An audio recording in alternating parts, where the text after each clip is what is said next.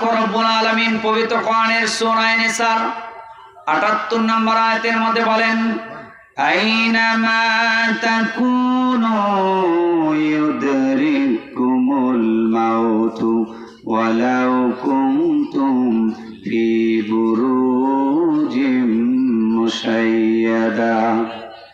মরণ থেকে যতই পালাও, মরণ তোমায় লইবে গিরি।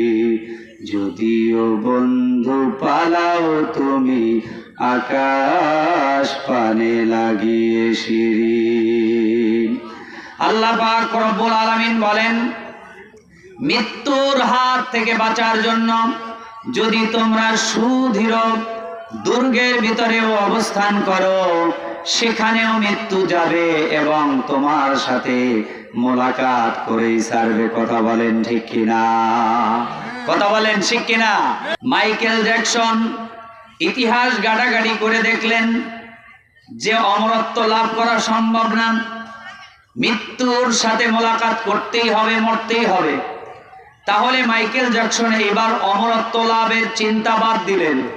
তিনি এইবার চিন্তা করলেন, তাহলে ন্যূনতম ১৫০ বছর বেঁচে থাকা যায় কিনা দেখি। কয় বছর? ১৫০ বছর বেঁচে থাকা যায় কিনা দেখি। ১৫০ বছর বেঁচে থাকার জন্য মাইকেল জ্যাকসন পপ সম্রাট তিনি কি করতেন?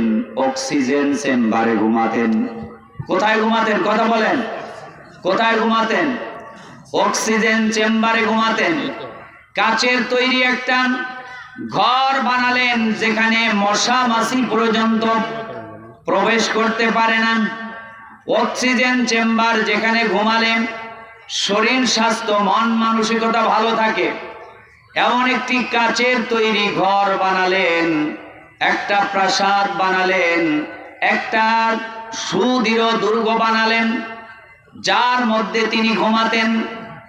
ডজন ডজন ডাক্তার সাথে রাখতেন। কোন সময় কোন সমস্যা হওয়ার সাথে সাথেই মাইকেল জ্যাকসন ডাক্তারদের দ্বারা তার মাথা থেকে পা পর্যন্ত চিকিৎসা করাতেন। এমনকি তিনি যেই খাবারগুলো গ্রহণ করতেন, প্রত্যেকটা খাবারকে ল্যাবে টেস্ট করে খাবারগুলো গ্রহণ করতেন। কারণ হলো এই যে খাবারের সাথে না জানি কোন জীবাণু প্রবেশ করে তার মৃত্যু ঘটিয়ে দেয়। এই জন্য খাবারগুলো ল্যাবে টেস্ট করে করে খাবারগুলো গ্রহণ করতেন। উদ্দেশ্য হলো কয় বছর বেঁচে থাকবেন? জোরে বলেন, 150। কয় বছর? ১৫০ বছর বেঁচে থাকবেন। এই জন্য এত কিছু কৌশল অবলম্বন করেছে। আল্লাহ পাক রব্বুল আলামিন ফেরেশতাদেরকে ডাক দিয়ে বলেন, ওগো আমার ফেরেশতা মালাকুল মউত, আমার এই পাগলা গোলাম, এই বান্দা, আমি তাকে ১০০ বছর হায়াত দেই নাই, ১৫০ বছর আমি তাকে হায়াত দেই নাই।